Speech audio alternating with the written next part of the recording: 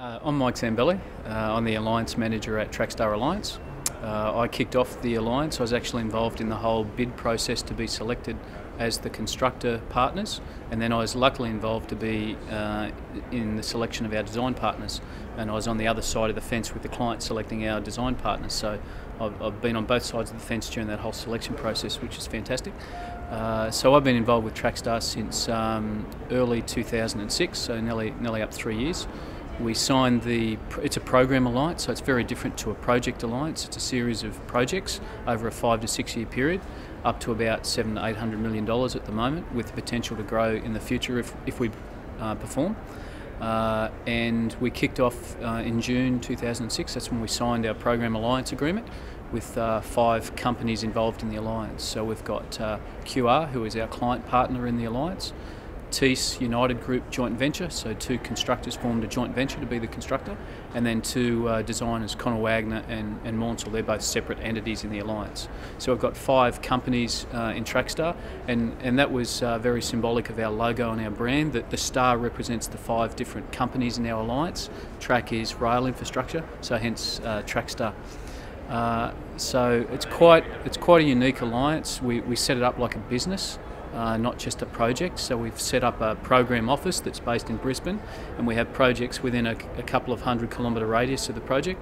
So a lot of our design is done from there and our program support functions, and we do our TCEs in our office, and then they move out to the projects and deliver the projects. So we've got like a central hub. And we're also doing some work in central Queensland, which is 1,000 kilometres away. So there's quite a challenge just getting the dynamics of the team right, with 5 different parent companies and the cultures that go with that, and to get an integrated team working together.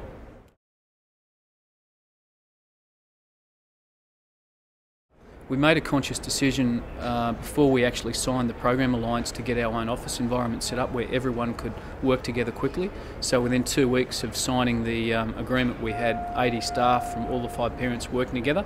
We set our own culture from the start, instead of people working back at their own parent companies for a couple of months until we had an office set up. So we made a strategic decision to fit it out and set it up to suit our alliance. And it's a 2-storey building. It's right opposite Suncorp Stadium in the middle of Brisbane, so it's a pretty sexy location, and a lot of parking around the streets, and it's close to the railway station, so it's very integrated type of environment for everyone to work in. So it was really important that we kick that off from the right point forward. And we also have team events where we bring back all the staff from all the projects about once every 6 to 9 months, so they all integrate back together as a team, because we've got so many people spread around the projects.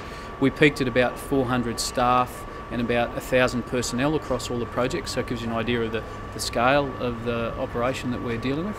And we've really got to work on maintaining that culture, because it's easy for it to erode as people move out to the projects and disconnect from the mothership, from Trackstar mothership. Yeah.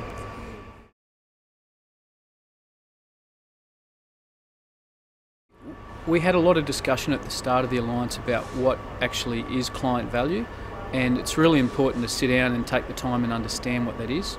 And when we go through a target cost estimate process, we actually look at a lot of different options, and we score each of those options against what the client sees as value. So we came up with 4 particular areas, and each option is analysed against those areas, and it's not just value for money. There's a whole lot of other areas like stakeholder issues, etc. And it would depend on the particular project what the client sees as value on each of those different projects.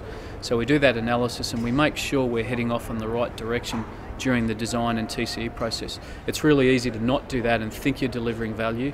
You get to deliver a TCE, it's too high, or there's other reasons, and you just spin a long time. We've done that once. We have spun with one TCE, and we learnt from that, and we implemented some extra steps. So we've been learning as well. But it's really important to establish that client value up front.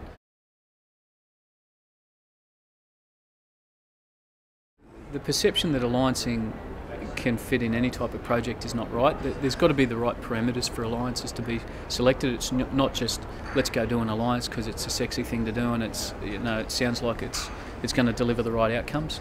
I'm finding from the way QR have selected the alliances that we're involved in, they're complex in brownfield environments, a lot of stakeholder, community, public issues to deal with. And sometimes there's also funding issues and they need innovative solutions.